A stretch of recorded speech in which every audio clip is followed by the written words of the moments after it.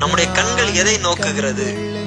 இன்றைக்கு உங்களுக்கு கண்களுக்கு முன்பதாக சூழ்நிலைகள் எதிர்மறையாக இருக்கலாம், ஆனா உங்க கண் எதை நோக்கி கொண்டு இருக்கிறது?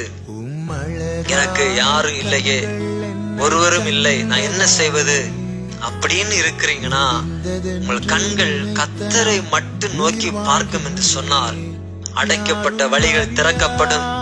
செங்கடலை இரண்டாக பிளந்த தேவன் உங்களுக்கு வழிகளை திறப்பார் என்பதில் எந்த மாற்று கருத்தும் இல்லை.